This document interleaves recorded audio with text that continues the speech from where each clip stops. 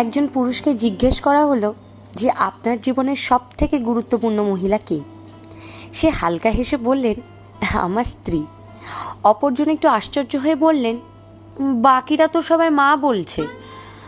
এবার সেই পুরুষটি বললেন, হ্যাঁ, অনেকে বলতে পারে মা, তবে আমার মতে সে তো আমার মা। সে আমাকে জন্ম দিয়েছেন, তিনি আমাকে ভালোবাসবেন। তার সাথে তো আমার রক্তের সম্পর্ক, তার পেট থেকেই আমার জন্ম।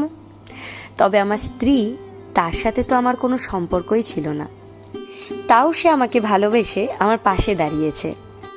আমার জীবনে সব সময় আমাকে শক্তি দিয়ে এগোতে সাহায্য করেছে।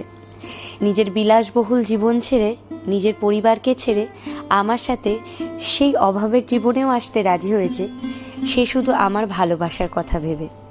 তাই সেই আমার জীবনের সব থেকে বেশি গুরুত্বপূর্ণ মহিলা।